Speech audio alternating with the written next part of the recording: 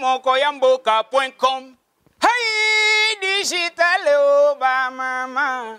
Bomokoyamboke betingo ngangiriri ba peti bolongwa nantela bomokoyamboke fiakola fiku fion. Bomokoyamboke fiakoli fiku fion.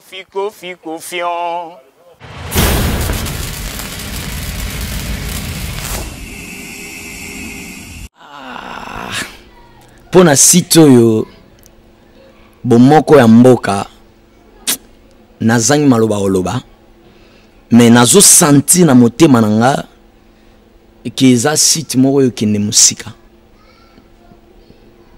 yango na pamboli visionnaire nango pe na pamboli ba collaborateur nyonso nzamba pesa bino ba makoki place bozai ko suka nzamba mema bino likolo nzamba mema bino vraiment likolo nzamba baksela bino ya mingi ngalo kwa prophète na pamboli. Donc imaginez-vous batloko la ba mende ba bosha tout ça bangonde vraiment ba vrai occupant na kati mboko na biso. Je pense que ba mindele baza sima par rapport à ba intérêt na bango. Mais bato bazo pesa bango makasi baza ba bosha baza ba mende baza ba papi tamba. Moi je comprends que biso ba congolais nous devons changer de stratégie. Azana message uniquement pour na jeune oyo babengi Antoine Agbekpa Mumba ye afingi diaspora afingi biso to vivre bien te mais biso to za bato bakisi te biso to la bien mais ya za ko souffrir mbongo na eza mbongo akisi ana eza mbongo ya malamu te eza mbongo mabe mama na EP place azape na France afandaka na immeuble ya 12 étages ezanga ascenseur mais Togolanda ndeko na biso Guilain de Valère apeseli. Bon, mingi oloba peneza te ba masa balobi tout. Message de pour na vie wana Kofi nga kuna bengo so partir la bengo so viete Kofi. Donc deux hommes manqué ba respect na ndemo sa raté. Donc carrière non ndou le ba la poto mba soutenayo. Mais lelo o bazu de no kasaka o manqué ba respect. Bon, message de gars que biso partir lelo to côté lo face. Donc deux awana andu lelo tando ka ngosuté to le pe conseil la souté pende ozawana makambuno ba pédophile wa so sala makambo so pe ya violer bala so pendeni dossier photo landela ngo lisusu quoi donc ko tsa dossier l'ambassade pe to luka mère na bino quoi ba fi na biso souhaite ba iba luka mère na bino il faut bater nae ça.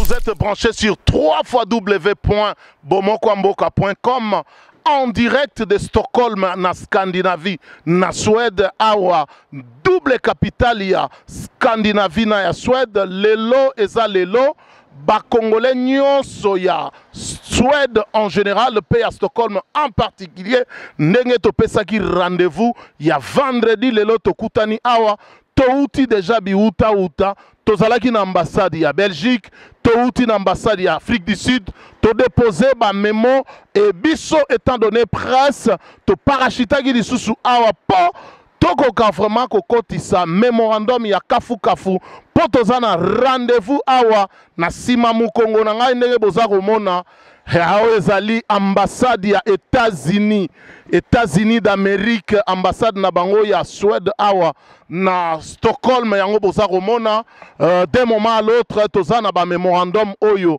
tokokotisa. Voilà pourquoi topeseli bino ke Bomokwamboka à répondre massivement présent na invitation ndenge to lansaki na vidéo oelekaki. Alors lelo tozalaki vraiment moi chargé.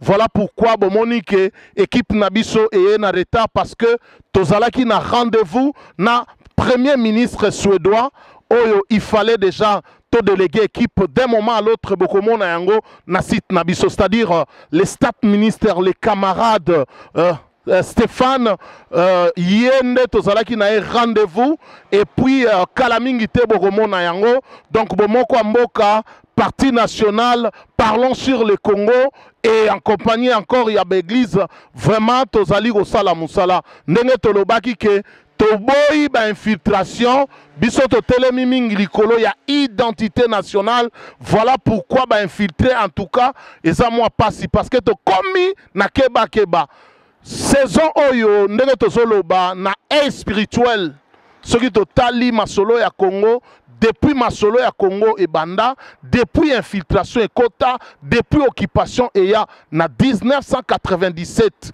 oyo ba renversa ki régime il y a 32 ans il y a dictature il y a maréchal de fin sans partage. Depuis occupation et quota, masolo ya Congo et l'Obamakate, presse mondiale et l'Obelaka yango te, batu bachaka kana masolo ya Congo te. Mais oyo e komi saison ya masolo ya Congo. Depuis le 19 septembre, masolo ya Congo eza laïne. Tout le monde en parle. Ba émission na ba chaîne ya télévision o ezalaka censuré.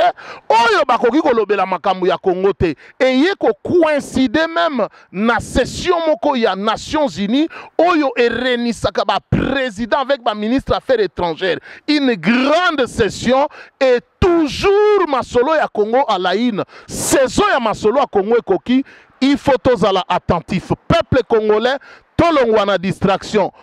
Tant ozali tant otokoki lisusu ko umela na distraction te, il faut se focaliser pour na kobuter oyo ebandaki le 19 et c'était juste wanezalaki avant-goût parce que toza na 3 mois ya préavis to koti na idéologie ya 3 mois ya préavis ba oyo bazako sous-estimer ngai na lingina répondre peut tozo préparer ba émission parlons sur le Congo bomoko mboka toujours ndenge boyebeli tozo préparer ba émission et nous allons éclairer la lanterne par rapport ya ba leader médiocrate ba oyo ba lingi toujours ko sous-estimer les actions que le peuple congolais au bazo sala mingi balobaki que le 19 et loko moko ko sala maté le 19 il faut kaka nzambe Yesu Masia ndako yiko telemisa batu mais ba comprenaki te que le 19 wana ba monaki ndenge lekaki le 19 ba paralyser masolo na kin le 19 batu ba comprendre te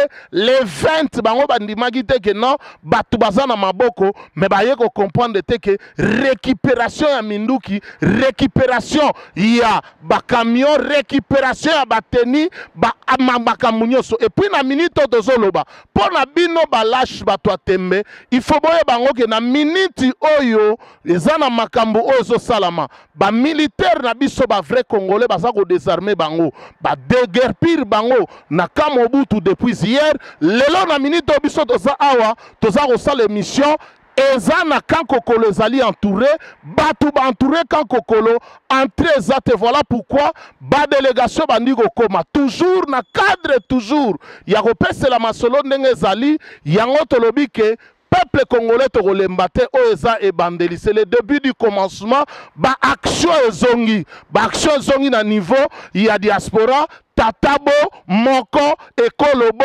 Moko, Mamabo, Moko, Mukongo te, Muluba te, Mungala te, Muswahili te, toujours Bomoko Moka, l'unité dans l'unité, donc Bomoko Moka 4 coins, Nebino Moko Bomoni, donc Lelo za Lelo, Lelo Kutuba Black Minge, ça te toye a wapona, ko représenter couleur ya Mboka na biso, nalobaka yango ke Congo, Mingi basala guerrière.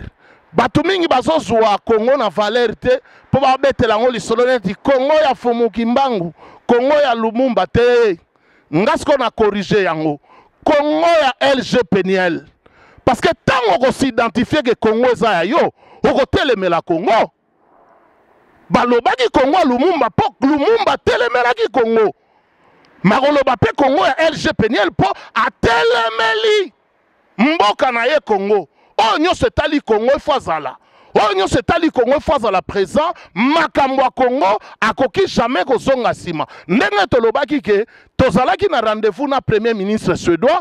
To sololi oyo biso to kokai koloba tolobi parce que mboka oyo biso to fandi. Suède eza ko supporter régime en place. Yango bomoni ke to sali lelo ba démarche mingi te mais to toucher premier ministre oyo bango bazako soutenir régime en place.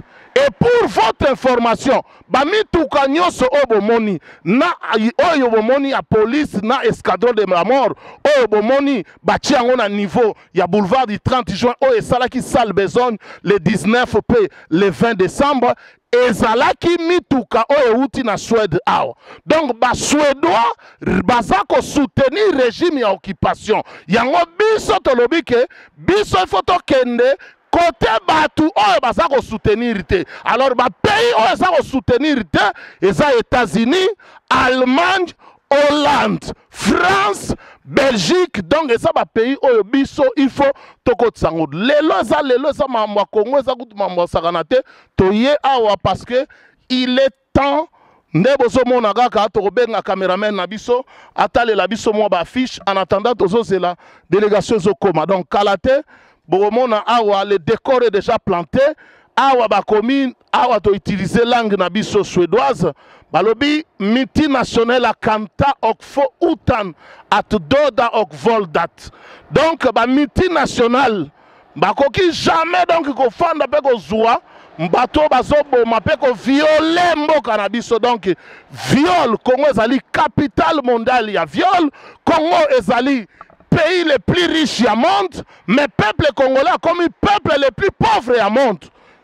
Et ça vraiment paradoxe et tokoki ko accepter te ndenge bomoni awa ba komi na munoko mboka na biso balobi neitil kriget i DR Congo, c'est-à-dire nous ne voulons pas la guerre en République démocratique du Congo.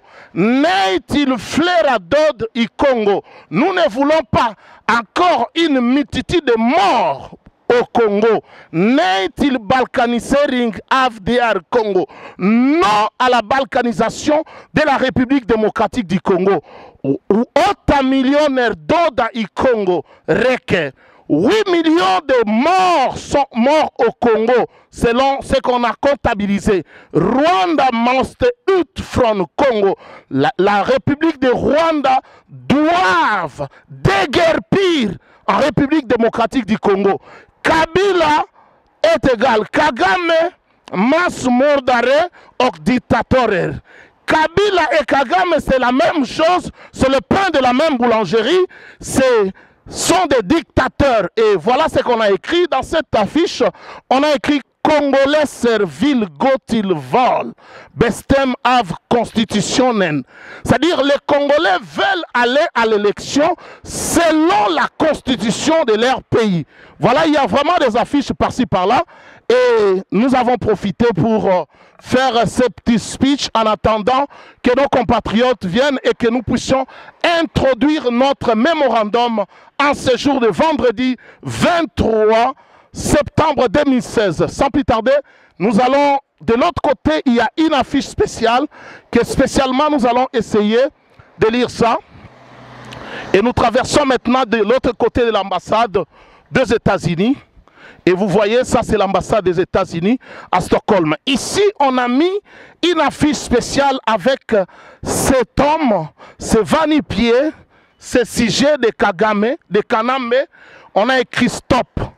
Et vous allez voir là-bas, on a écrit Kabila must go, Ingeville Hadei i Congo. C'est-à-dire, Kabila dégage. Personne ne te veut encore en République démocratique du Congo. Voilà pourquoi on a mis stop. Stop Kabila, c'est ce que nous allons donner, le message que nous allons essayer de donner aujourd'hui. En tout cas, merci Namoni, pasteur John Aza, Awazape Mogo Mobunde Lamboka. Ayepe go représenter corps du Christ, ça fait du bien. Sera Roïgo avancer, moi, par rapport, étant Moutnanzambe, par rapport à la situation où ils ont passé Lamboka. Non, situation est vraiment triste, papa. Et puis, les réunions sont congolais. Pour nous, le pouvoir, il y a Congo.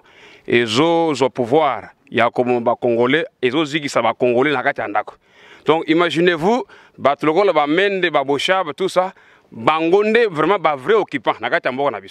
Je pense que Mindele, par rapport à l'intérêt de Bango. Mais bato bazo pesa bango makasi baza babosha baza ba mende baza ba papi tamba. Moi je comprends que biso ba congolais nous devons changer de stratégie parce que trop c'est trop. Ce qui te montre que moyen to atteindre Kabila eza makasi par rapport à la sécurité naïe. Mais je ne pense pas que papi tamba, je ne pense pas que mende a la sécurité ndenge moko na ba papi. Ah voilà, siko balobi que nous organiser opération Toyebinda. Qu'est-ce que nous devons faire? Opération Toyebinda. C'est trop. Ba congolais bazo kufa bazikisi ba tolaka ndako. Mais tout le monde, c'était pasteur, Fandi, tout le monde ne parle pas. Nous partons où? Mais c'est trop, c'est trop. Nous devons chercher des voies et moyens. Même s'il faut que nous ayons mis solo, au pesi boy asali likambo salami mais toko comme niveau te ba congolais toko mo lokola ba nyama muto azo sika na kata ndako azolela moyen bi masate mais je suis vraiment énervé. Tobomoni pasteur Aza vraiment dans tous les nerfs. Qui arrive, vous voyez déjà les drapeaux nationaux qui flottent parmi nos compatriotes.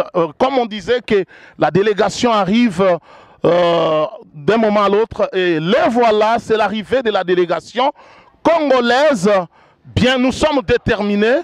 On est vraiment déterminés à faire quelque chose de bon. Aujourd'hui, c'est aujourd'hui de Toloba qui lelo za lelo, Léonjo Léo.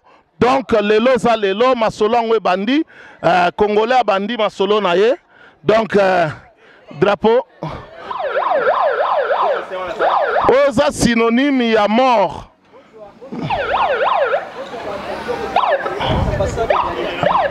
Totele maakuna.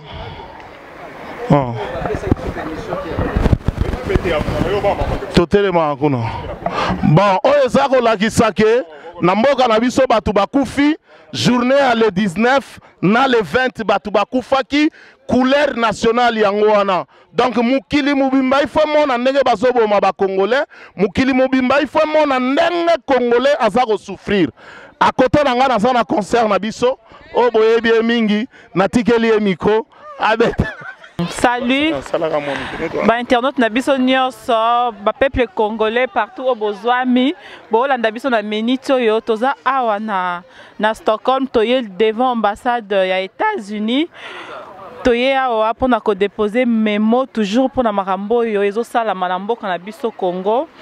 Donc ezangai ya bino biso nyonso toza ba congolais tout ya Suède awa ba o bazaki présent lelo bango yo bazawa ensemble na bango toza liboso ya ambassade ya États-Unis toye ko déposer memo kala ndenge zalaka passe na motema makila etangi trop makila ya peuple congolais etangi mingi donc motema pasi tozolela na bango elongo to représenter ba condoléances na ba famille nyonso oyo sur place kuna na RDC na Kinshasa précisément et sika o beaucoup fi donc toza ensemble na bino nous sommes de cœur avec vous nous pleurons avec vous biso oh, kolela na biso yango yo ememi biso liboso ya ambassade ya États-Unis awa toye kolela voilà boza toujours branché na bomoko ya mboka ensemble na bino toye ba suite ya événement lelo donc Julie est là na olinga na tika Julie micro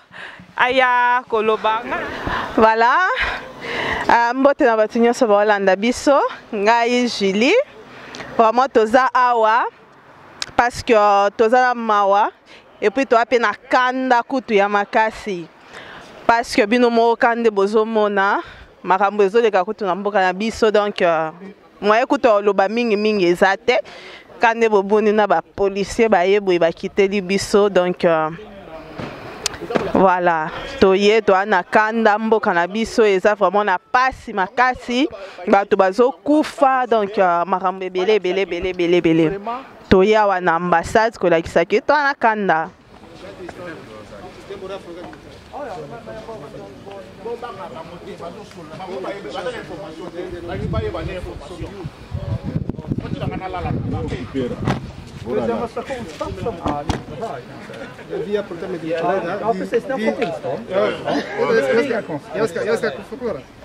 Ana sati on s'était vu Moseringa ambassade, Biringue indique ambassade, USA, Belgium, France et Canada. Nous sommes ici, tu connais jusqu'à mémorandum. Vu comment on verrait, mémorandum, mémo. Fais donc un mot. Non, moi c'est toi, faut dans tout. Donc, combien de mots? Pour Agong, dans tout.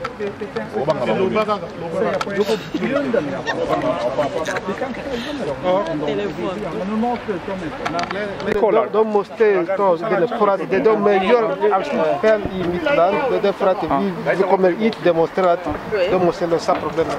Fortfarande som jag säger, deras policy i grunden är att inte ta emot någonting. Jo, fast det policy är inte det vad det handlar om. Vi har ringt dem att de kommer att återkomma till oss. Det finns en person. Men då ska vi fixa det. Vi fixar det. Fortfarande, ni har tillstånd i demonstrationen. Problemet är att demonstrationsplatsen är inte här, utan demonstrationsplatsen är där nere. Vi ska så fort de tar den här, vi ska till brittiska ambassaden och Tyskland. De kommer stänga snart. Men du gör så här för att göra smidigt. Jag går och pratar med dem så att ni kan lämna brevet. Skitbra, nu syns vi alldeles strax.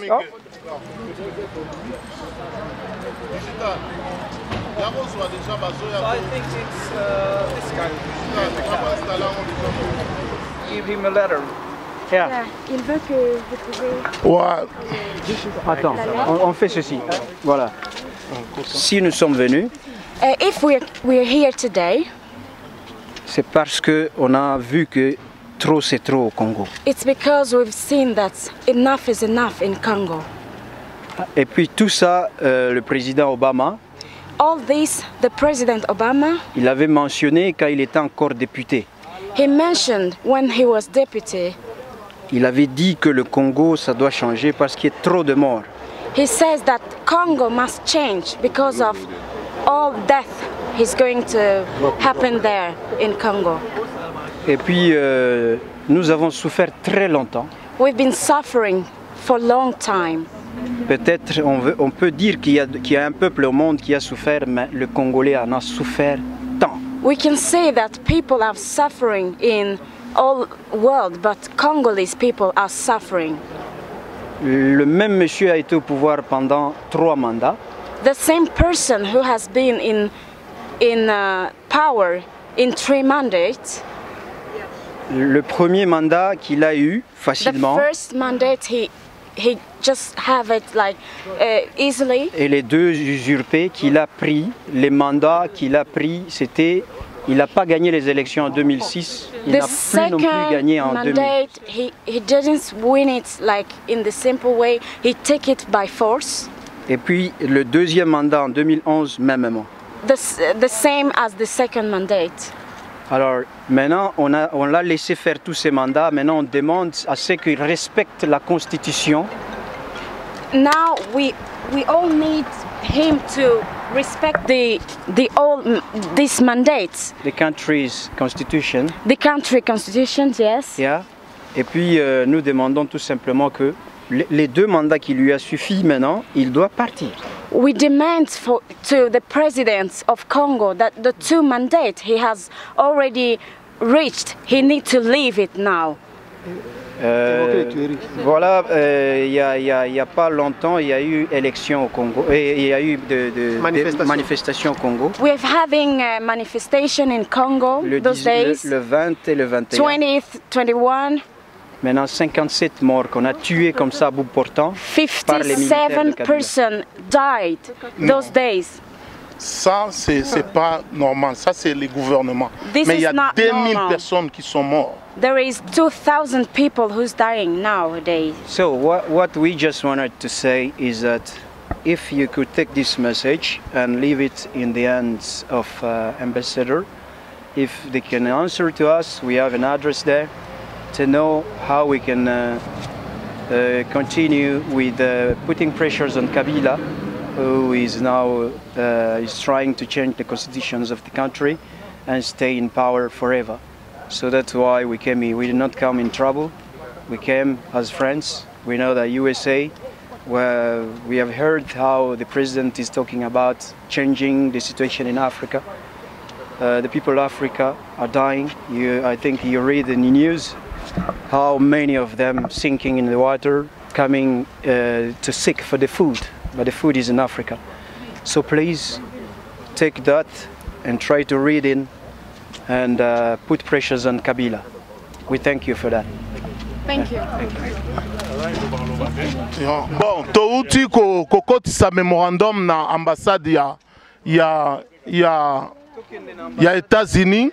Toza na ba organisateur oyo ba organizaki marche ya lelo. Ba organizaki marche ya lelo. Donc toza na ndeko na biso Georges Kimumba aza awa oyo azali coordonnateur ya Congo moko bango nde ba organiser marche nde tolobaki eza likambo ya Congo mutu moko alambaka fufu minoko ebele liaka liboko moko elambaka biloko minoko moko. Alors papa na biso mwa liloba na ba oyo baza koloba baza awa bato bazolanda na remercier kaka présence ya ba congolais ndenge baye biso toza ba congolais, c'est le Congo qui souffre, c'est le peuple congolais qu'on est en train de massacrer comme des chiens, comme des mouches. Yango moni biso tolobaki ke biso toza na poto awa même mboka na biso de Congo et puis makambo ezoleka Congo soki tofandi boye to dénoncer yango même tout à dénoncer yango démarche to sali awa ezali première étape parce que na remercier d'abord présence ya bino nyonso ndenge boye awa biso nyonso toza ba congolais toza batu ya mboka moko. Je pense que tout ce qui se passe au pays ça doit nous interpeller parce que trop c'est trop. Ce que Kabila est en train de faire avec Bateau Bazali qui supporter Baye Baké, il paiera ça très cher dans l'avenir. Parce que à l'espace de 2 jours, c'est inacceptable que tout plus de 100 personnes Babou Mabango neti basoso. Alors je pense que démarche Nabiso ezali noble. To bandinde lelo, to manifester parce que il y a eu d'abord manifestation au rassemblement et bien ça qui na Kisasa ba réprimer en même temps manifestation des Ezalaki autorisée na autorité urbaine bomona ki bino boko na ba image donc je ne peux pas faire des commentaires.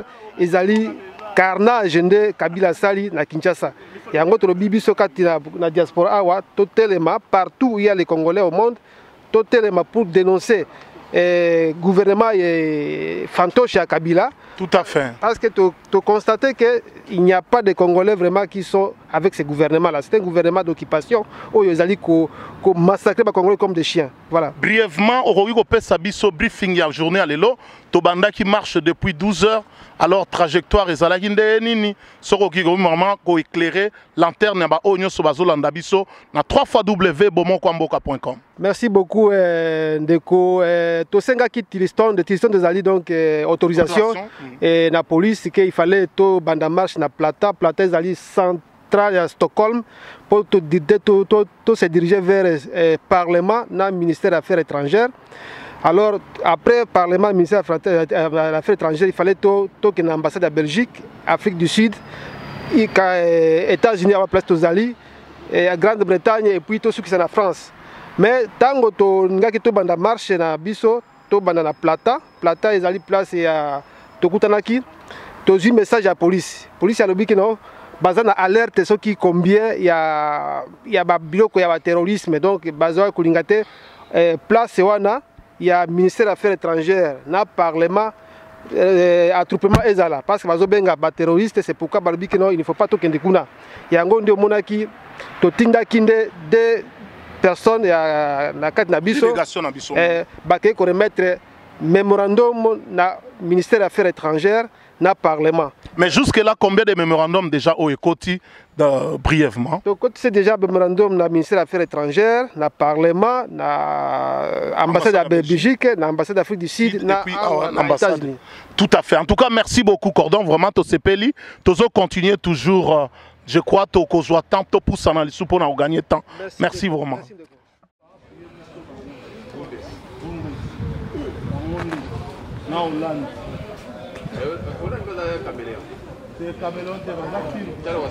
Attends, il y a d'autres choses.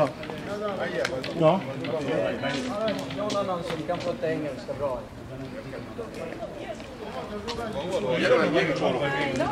Bon, on avait appelé pour... on devrait venir laisser notre mémo. We called yesterday because we were supposed to come to give a memo. Yes, yeah, well, I've been informed that you would be coming. Ah, okay. Okay, nice. So, yeah, donc si on veut passer le message, c'est ce qui se passe au Congo maintenant. We will leave the message, what is going on in Congo. Nous savons beaucoup plus ce qui se passe au Congo, c'est que c'est catastrophique. I know what you guys know what is going on is very catastrophic situation. Donc un pouvoir totalitaire de Kabila qui déborde, qui tue les gens comme des animaux. That power from Kabila is killing people some animals. C'est pourquoi C'est pourquoi on est venu. Donc, si vous voyez toutes ces figures que vous voyez là-bas,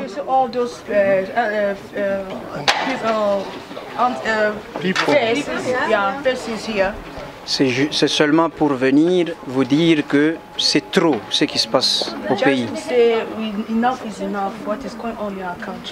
Parce que nous savons qu'il y a beaucoup plus aussi de gains. We know it's more. Yeah, you have a lot to benefits. Yeah, a lot of benefits. L'Allemagne aussi. Allemagne also. Dutch also. Voilà, l'Allemagne qui est une puissance en Europe. In Europe. In a power in Europe, Germany. So we came here to leave this memo to you, to try to ask you to put pressures on Kabila and its regime. And as we know, we hope that you could help the Congolese people, because that is a friendship we are looking for. And the power of people is what they call democracy. So please take this is our memo, and if you would like to Swedish and French. And French. Okay, and please, we would like to hear from you, if possible. If you have something you can. Yeah. What I can say is that unfortunately the ambassador is out of town, so he is not here, and also his representative. Wait, we can translate a little bit. Okay. Alobi ke ambassadeur azate awa azali banda ya mboka, donc bako transmettre message na biso. So he has asked me to take this letter from you, and what we will do is we will forward this request to our government in Germany. Oui, asengaki ngai ke nakoka kozwa memorandum na bino. Et puis oyo tokoki kosala ezakaka ko transmettre memorandum oyo na Allemagne na gouvernement na bango central. Okay. So thank you very much. Merci beaucoup pona oyo. Yeah, thank you. Yeah, allez. Yeah, thanks. Yeah, thank. Voilà, donc awa na Allemagne. Oui, ezali Deutschland. Bango balobi que depuis hier bazawozela biso dans 20 ans de pos frat don vistat viskulekoma vilemna de medelande gorat vi kommer komma hit och lämna memo, men ambassadör är inte här, så hon tog emot memo, men hoppas de kommer att svara. Och hon ska skicka det till deras regering, tyska regering, så att de vet vad vi menar med memo som vi har skickat. Hon har inte sagt namn. Te apesi kombo te men ambassadeur aza émissaire ya ambassadeur ya Suède aon. Il faut azwa memo na biso. Voilà, donc on passe maintenant par les Anglais. On va voir ce que les Anglais nous réservent.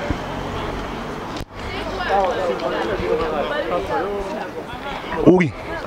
Sikoyo touti kokotisa memorandum na ambassade ya Allemagne nde bomonaki eza face à face tozo katsa sikoyo epa ya ba British bato baza ko soutenir régime en place mais toko bundana bango toujours. Action ya ba Congolais na libanda bandi sikoyo parce que il faut tout accentuer. Kotsaka nyonso mibale papa na français na nini kotsaka nyonso mibale neto calme quand est zo kotsa ya français na ira ni to mshamta dikela Syria wa Syria na n'importe quelle langue. Oui, toi le potentiel. Va bien. Bon, okay. Hey. Thanks for coming out. That's okay. Yes, we came from an organization, we call it Congo Moko. Okay. It's representing the people of Congo in Sweden. So why we came here, we have messages as you see on our pancards. We came to talk about Kabila. Okay. What is happening in Congo right now is totally, we don't know how to really define it. So what we're asking to the British or to the Europeans, we came from the United States also. Now we just left Germany and we are now to you. we were to Belgium, and of course South Africa also. So we came here with a message as friends.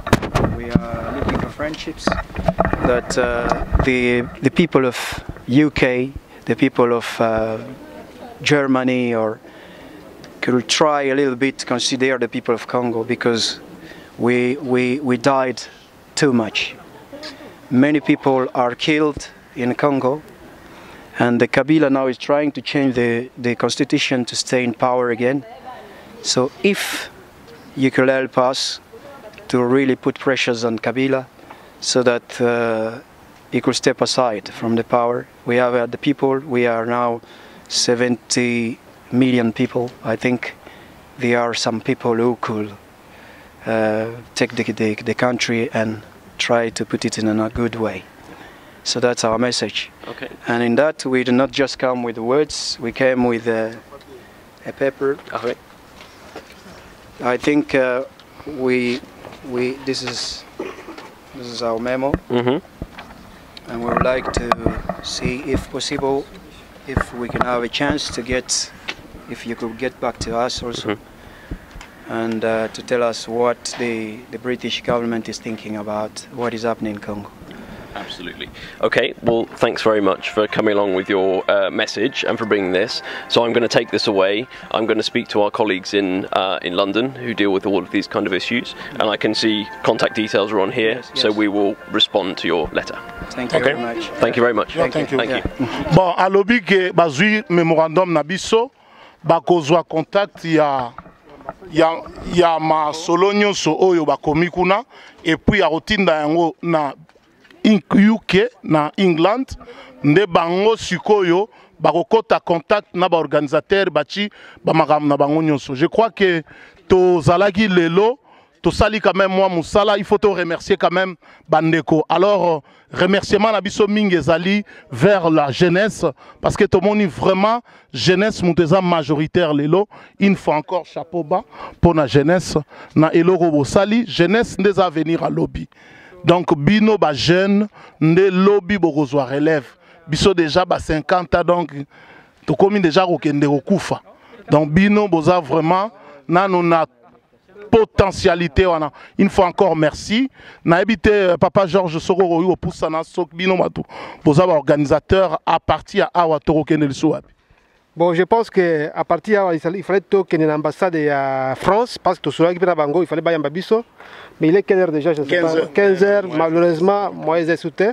Bon, on a 5 ans, merci à Batunios Baye. Et Baxio et Bandi, parce qu'il faut pression, et dans la makasi pour tout le monde. Donc, Bandi Ramboka Kuna Bazo Koufa, mais Biso Alibanda, tous allés la liberté, tous cinq vraiment, ceux qui message les alliés. Oh, et Biloko les alliés à Congo, Moko, tous les alliés à Congolais Nyoso. Ce qui message ali yopé tinda message pas ndeko mususu pour que bisonyo soto za la liboke moko to faire face na gouvernement d'occupation oyo zali ko exterminer ba congolais.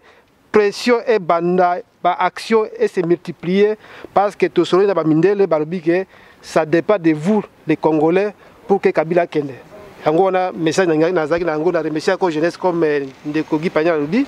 Donc jeunesse, il faut prendre donc relève, il faut boser la makasi. Tenez bon, la victoire est certaine. Et Torozonga moi monke. Je crois monke ndeko. To sengi na tous les participants, tous les Congolais bandeko bazaliawa. Lobby samedi, to za réunion na ABF. To sengi vraiment binonyo soboya. Bo pesa pe makanisi po to kende liboso na combat oyo. Et puis en plus makambo ya ba victime. To lobby que ezali 12 heures. Makambo ba victime à Kinshasa, to kolobango na réunion pour que to ça kama contribution ya communauté congolaise de la Suède, et ça question à mon côté, communauté congolaise de la Suède, et ça la contribution pour tout Tindayango, na Kinshasa pour aider les victimes. Merci beaucoup. Oui, merci. De toute façon, tu vas contacter Bango Nasuka, et puis on fera un effort pour tes adresses. Comme ça, tu l'examen na chaîne Abisso na www.bomonkwamboka.com. Adresse ezali Sveavegen ABF, ezali en face à bureau à Parti socialiste. Sveavegen ABF 47. Ils appellent nini na renini sobo wigo ede.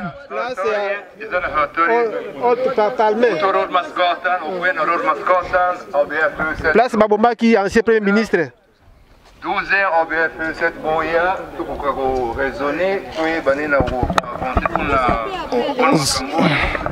Tout à fait, tout à fait. Ouais, vous êtes connecté sur www.bomokwamboka.com. Tu as couvrir manifestation à lelo oyo et kambamaki nabandeko oyo ya biso ya Congo moko mais lisanga ya ba congolais nyonso ya Stockholm. Sans plus tarder to kolegisa moi micro nabandeko toyo kapé ba impression na bango ba oyo pe bazana ba message ba ko kotinda par rapport ya masolo oyo salamaki na journée ya lelo. Ndeko na biso se présenter pesi kombo bongo lobi message na.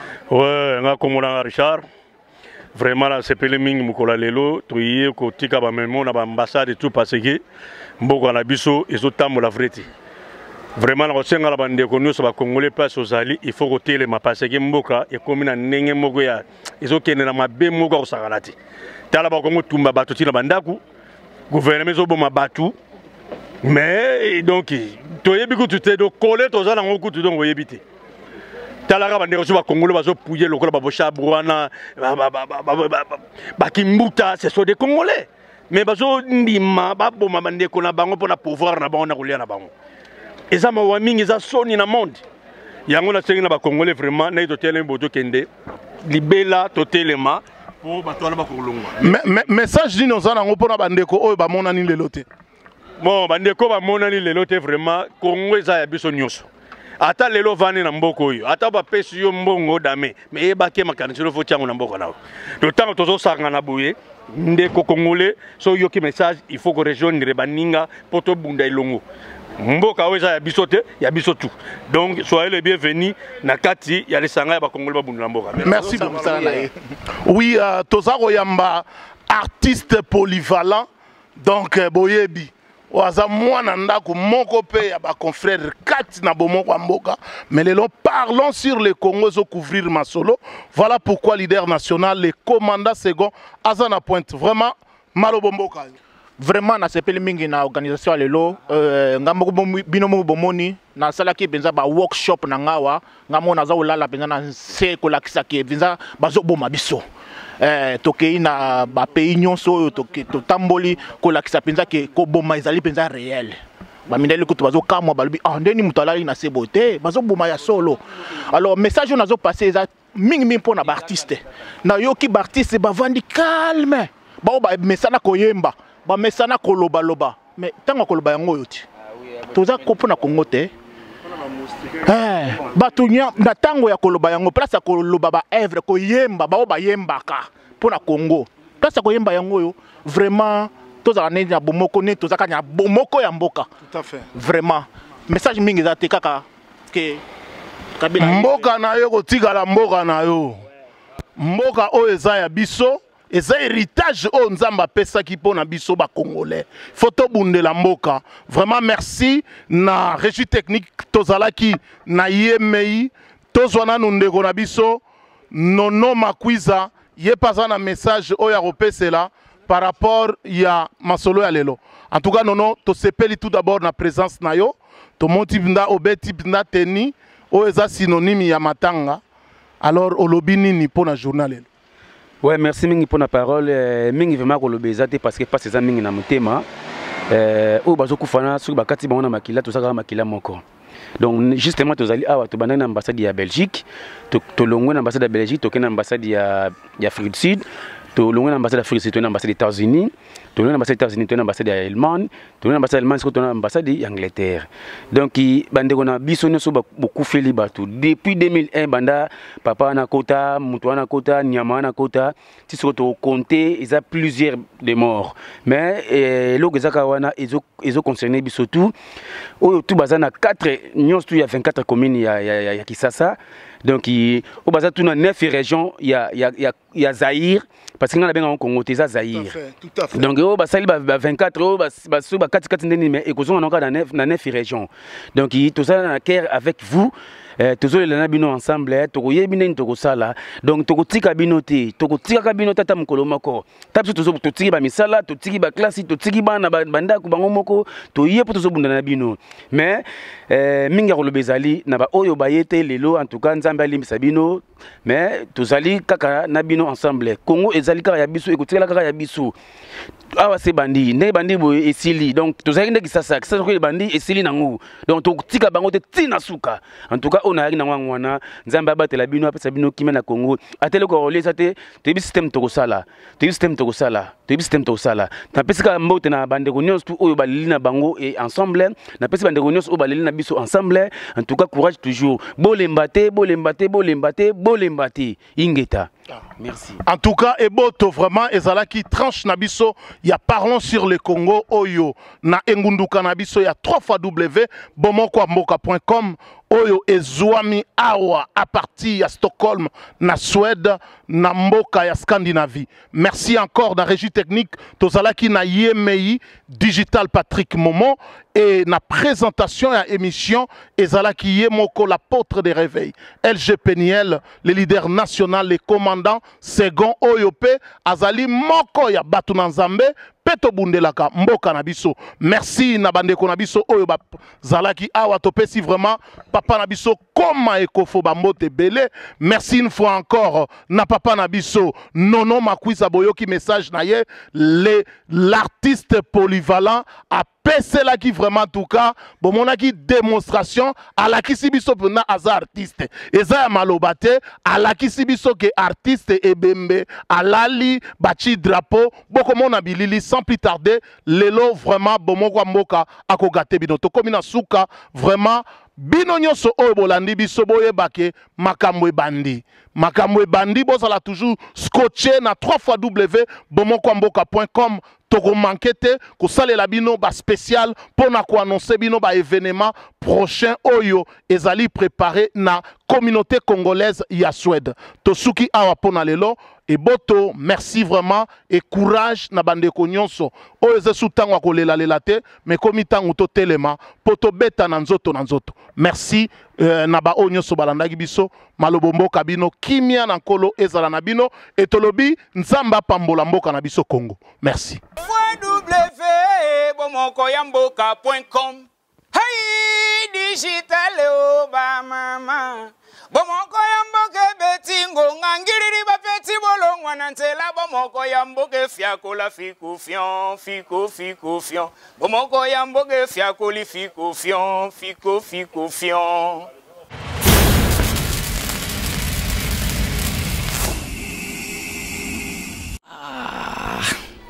Pona site oyo bomoko ya mboka nazangi maloba oloba mais nazo senti na motema nanga ke eza site moko yo kende musika